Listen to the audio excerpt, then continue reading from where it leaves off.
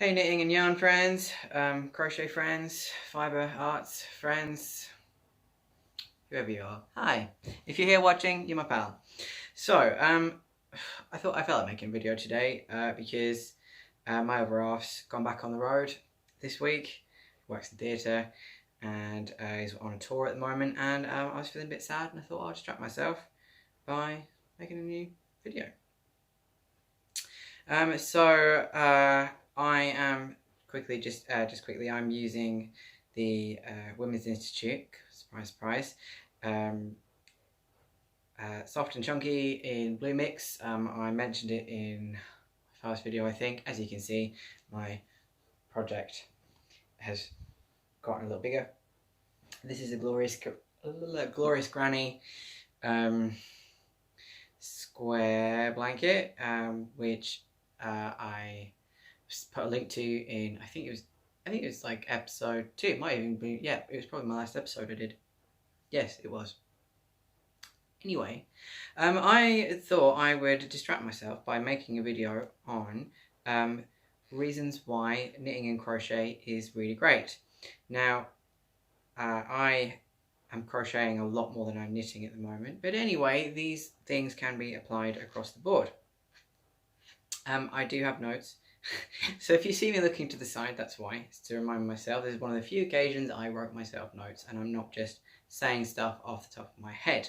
So, without further ado, my first reason as to why knitting and crochet is cool and awesome is basically, if we're ever in a zombie apocalypse, stay with me, if we're ever in a zombie apocalypse or nuclear apocalypse or, you know, second coming of Christ or whatever, if you can knit and crochet, then you can make clothes and nets with sticks and hooks, and that's pretty badass, right? So you can stay warm, you can help there's people around you stay warm, and you can help catch food and all of that good thing. You can also make things to barter with, etc, etc. So, first really cool reason to learn to knit and crochet. Second really cool reason to knit and crochet, right, it's really great for mental health. Super great for mental health. I have seasonal affective disorder, so in the winter I become like a potato.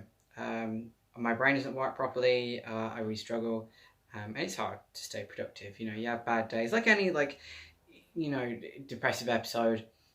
You just can't do very much. It gets really hard. And I have all kinds of coping things and things I do to help keep me functional. Oops. During that time. And doing stuff like this is absolutely one of them. I love it because it's, you know, if I'm having a really bad day, like I'm still in my Jim Bob Nana Jamas kind of day, and it's 4 o'clock in the afternoon and all that stuff, and I'm feeling, you know, really unproductive and sad and whatever, I think to myself, goodness, if I picked up some knitting and crochet, I could make a thing, not have to think about doing it too much because it's muscle memory and I know how to do it, and I'll have made a thing and been productive at the end of it. And having a sense of feeling productive is quite important to my own personal sense of self-worth. I don't know if it is for you, but in case it is, that could be a thing for you. It gives you a sense of achievement as well.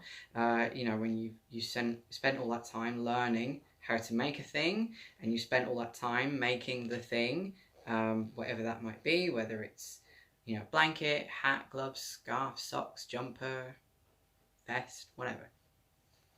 Could be anything. Piece of wall art, whatever. It gives you that great sense of achievement because you have made something. You have sat down and physically made something, created something, and that's wonderful. That can really help. For me, it helps me in my sense of self-worth and self-esteem, and yeah, just generally it helps me feel good when I feel rubbish. It also, I find, is quite meditative, and helps me switch off. Like, I also have really bad problems with anxiety and all of that. God, yeah, they really did a good job when they made me. Well done, brain. But anyway, I have problems with those sorts of things as well.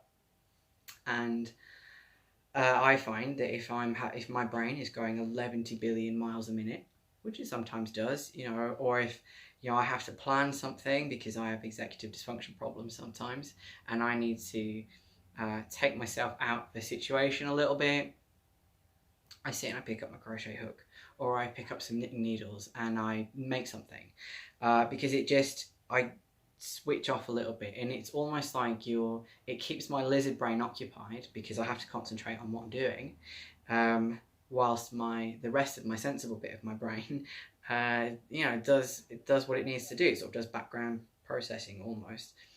So for me, it's very helpful in that regard. And if nothing else, it's very relaxing. I think, I've had a bad day. I'm gonna, sit and pick up my hooks, pick up my needles. Again, it takes me out of that situation. It helps me switch off. And yeah, really helps me. Really, really good for that. So, the third excellent reason to learn knitting and crochet is it can help you keep your hands busy when you're quitting smoking or any other addiction that you might have. I quit smoking nearly 4 years ago now. This really helped me massively. This and colouring books. And it's the same principle, it kept my brain busy during a craving, and I redirect that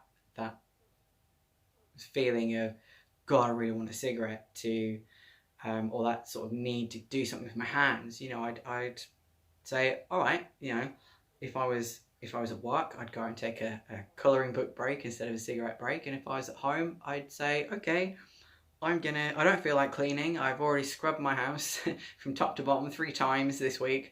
So I'm going to pick up my knitting needles and crochet, and I'm going to do that.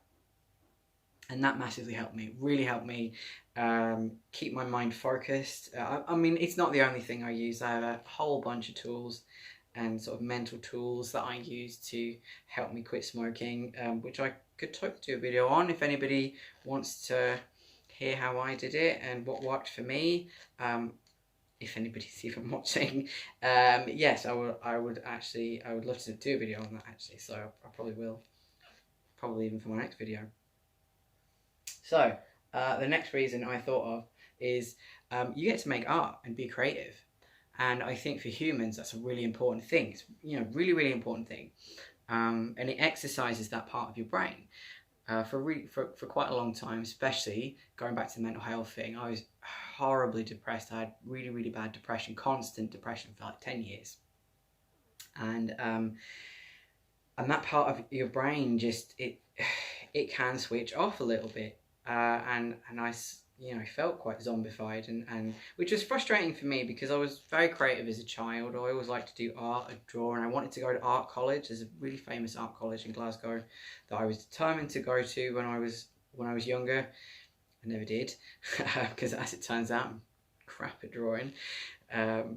But I found different ways to do art, and it meant I could make art projects and create stuff. I mean, I did other things too, like I dabbled in makeup and all that kind of stuff, and which is another fantastic way of doing creative things and creative endeavors. But this really helped me, get into all kinds of fiber arts actually, like needle felting's amazing for doing arts with, but you can do arts with any kind of fiber arts. You could do something artistic and creative with it. There's a couple of years ago, I was sort of part of a service user of a youth organisation down on the south coast, and for a thing, I forget exactly what it was for. I think it was for a charity thing, but we got together, we yarn bombed this big pagoda right on the seafront. And it was great fun, we were just sat there. We made a big event of it. We sat there making all these squares, and we were knitting all these squares and turning it into this big knitted art piece. And it was cool, we went and yarn bombed it, and it was awesome fun. Really, really cool fun. There's also some fantastic yarn artists out there. So like if you might think of knitting and crochet as something that your nan does, or something like that, but you can make some incredible, beautiful art pieces. I saw very recently if I can find a link for it, I'll post it at the bottom of in the description box. But I found this amazing artist who was signposted on a Twitter post, and she'd covered this. She'd done this free form like crocheted art thing, and she'd covered this wooden chair, plain wooden chair, and it was great. It looked like coral and sea anemones under the sea. Like it looked like a coral reef on a chair, but made out of yarn. It was beautiful. I absolutely loved it.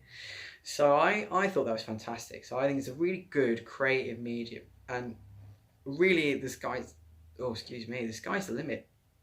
Once you know various stitches and all kinds of things, you can do anything, whatever you want. Once you know the basic principles of how to do it, you can apply that however you like. And I think that's cool and creative, and I love that. And I think humans generally have a need to be creative. I think it's important for humans to be creative in whatever we do, you know, whatever field that might be interesting to you. It's good to be creative. So that's a really cool reason, I think, to do crochet. Finally, my final point, and I think this is quite an important one, and again, it kind of goes back into mental health a little bit. It can be a really good way to combat loneliness. So you might have heard the namesake of my channel before, which is a Stitch and Bitch, and that's basically a group of people getting together and making crochet or knitting, whatever, you know, getting together once a week or once a fortnight and sat and having a chin wag with each other down the local library. It might be a group of mums, it might be your nana, it might be whoever. I've certainly been to the Stitch and Bitch and been the only man there. You know, and that's fine. Yeah, it tends to be a craft mainly dominated by women, which is fine. You know, that's just how it is. I think more men should totally get into it if they want to. If that's something that, you know, men or male-identified people, non-binary people, whoever, if you want to get into it, do it. It's great. And you know, please don't feel worried about social stigma. But when you go along to Stitch and Bitches or Knit and Natters, as they're more PC, try like family-friendly name for them is the Knit and Natter. You know, it can be a really good way to get community, and it gets you out of the house, which again for me, when I at the height of my mental health problems, that was super important for me. You know, and I didn't go very often, just when I felt able to, or I felt I really needed to, I popped along. I found out where my local one was. You know, often they're in local yarn shops, they're in libraries, some, you know, a cafe, some public communal space. You know, they tend to be somewhere like that. Or just get together with your pals and say, hey, you know, fancy learning this thing, like we'll get together once a week or once a fortnight and sit and have a chin wag while we make stuff with hooks and sticks.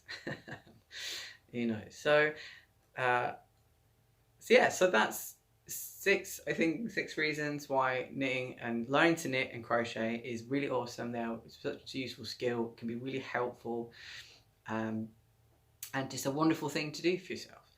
So yeah, so that's my video for today, and I hope you enjoyed it, and I would love to hear about your reasons why you knit and crochet, what works for you. Tell me anything you want to tell me about it, or if you just want to tell me how your day was, you know, tell me good things, tell me bad things. Let's all listen to each other and be kind to each other and share with each other. Anyway, so yes, I'll see you for my next video. It'll probably be about how I quit Sparkings. Now I'm thinking about it. Yeah, I'll see you soon. Bye bye.